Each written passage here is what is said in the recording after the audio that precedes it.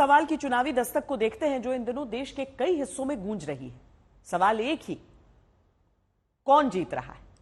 चुनाव भले अभी 3 राज्यों यानी मध्य प्रदेश, राजस्थान, छत्तीसगढ़ और साथ में मिजोरम में पूरा हुआ हो। इंतजार 3 दिसंबर को नतीजे का हो रहा है, लेकिन मतदान के बाद से इन राज्यों को लेकर अपने अपने कयास के साथ आपको गलियों से लेकर सोशल मीडिया के गलियारों तक चुनावी पंडित मिलेंगे।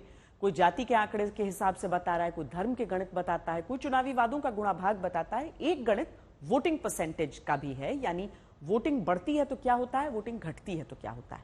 कहा जा रहा है कि इस गणित में जीत हार की दस्तक छिपी होती है।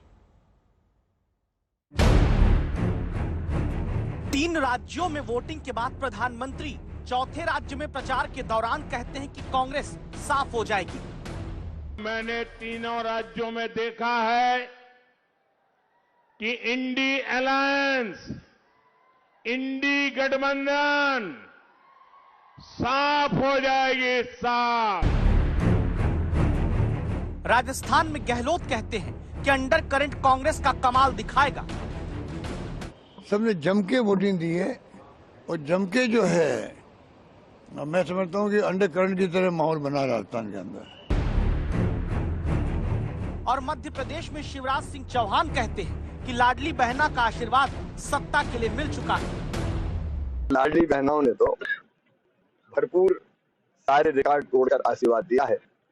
अब संकल्प यही है कि नई सरकार बनने के बाद लाडली बहना से लखपति बहना अभियान शुरू करना है। प्रधानमंत्री कहते हैं कि राजस्थान, मध्य प्रदेश और छत्तीसगढ़ का फैसला महिलाओं किसानों ने कर दिया। वहां की महिलाएं, वहां के किसान, वहां के जवान कांग्रेस पार्टी को जड़ों से उखाड़ फेंकने वाले हैं।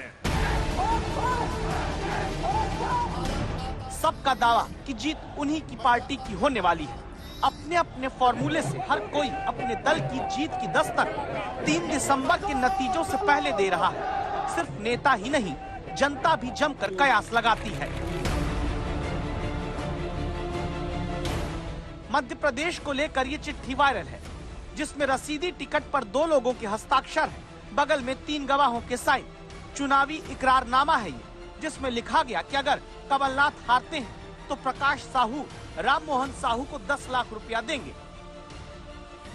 ऐसी न जाने कितनी शर्तों का भविष्य इन सील हो चुकी ईवीएम में कैद है, जिनकी रखवाली हर प्रत्याशी के समर्थक अपनी अपनी विधानसभा के मुख्यालय पर करते हैं।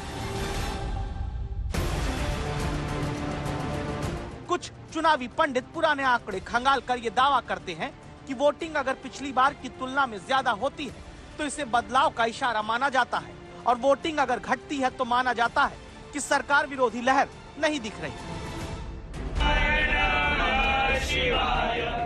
तब सवाल है, क्या राजस्थान में बीजेपी की चुनावी पूजा को जनता की तरफ से जीत का प्रसाद मिल सकता है?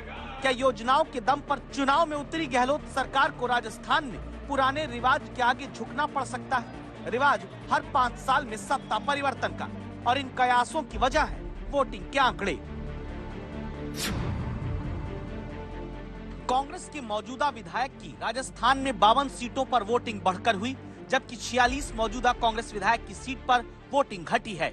बीजेपी के विधायक राजस्थान में जहां मैदान में उतरे, वहां 41 सीट पर वोटिंग ज्यादा हुई। 21 बीजेपी विधायक की सीट पर मतदान कम हुआ।